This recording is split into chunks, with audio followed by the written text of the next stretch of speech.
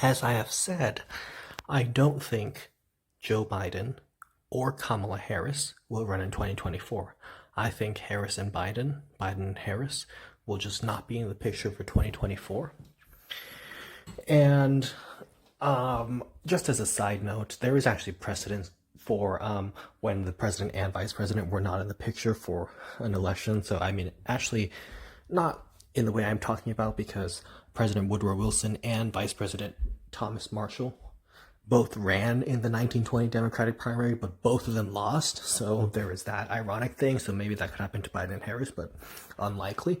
But I think Biden and Harris, their approval rating is down, down, down, and they're just typical neoliberal politicians, and people, even people who are not as observant, are beginning to see it. So I think their political capital has it's just gone. So I think the donors, as awful as they are, I think the donors still, unfortunately, are smart and will realize that Biden and Harris aren't really going to do it. So they'll try to anoint some other corporate candidate.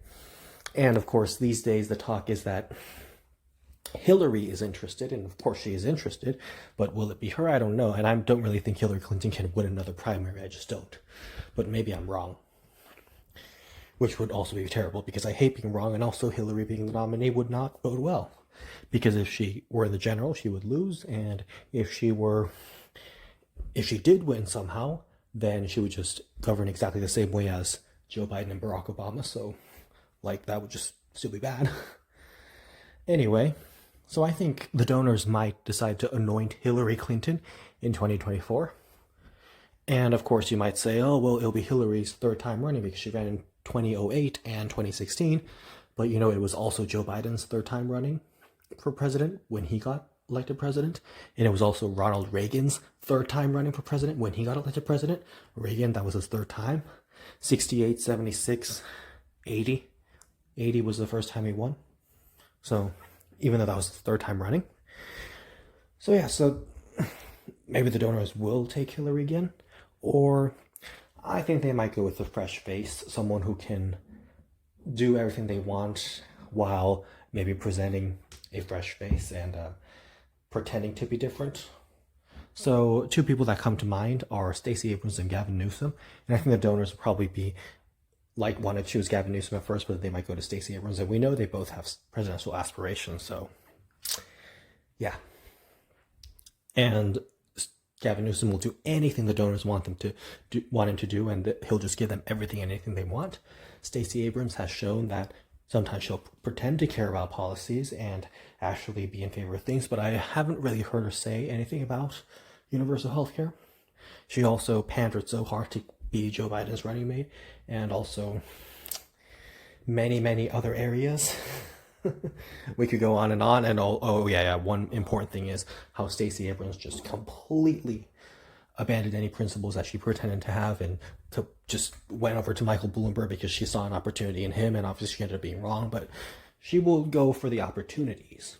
And so that means the donors could easily say, hey, Stacey Abrams, we'll give you an opportunity. Listen to us and pass our policies, our corporate policies. And so Stacey Abrams would just do that, and Stacey Abrams would effectively just be the new version of Jimmy Carter, Barack Obama, Bill Clinton, Joe Biden.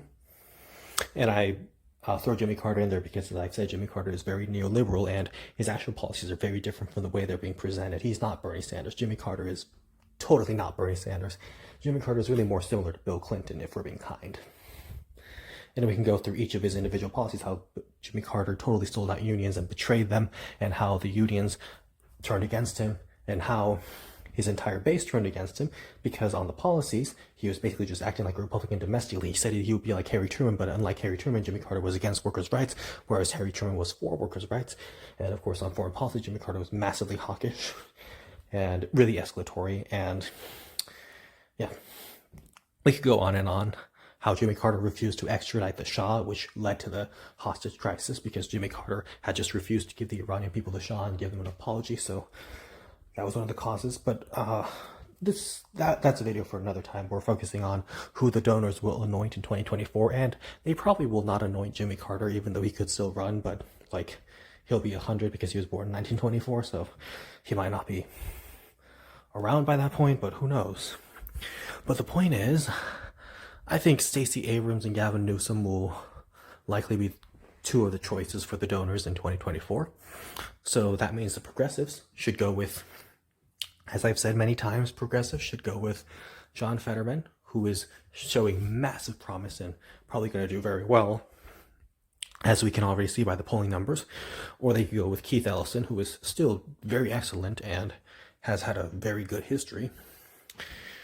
And of course, supporting workers' rights, non-interventionist foreign policy. We could go on and on.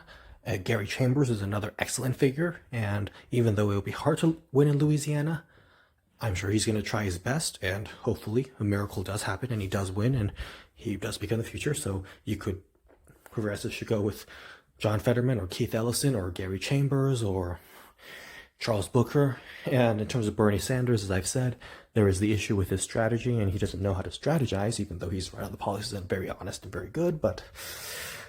And of course, Bernie Sanders is older, but Bernie Sanders is like the same age as Joe Biden and Donald Trump and Hillary Clinton. So stop making the age excuse. Please, please, please just don't. He's not really that old.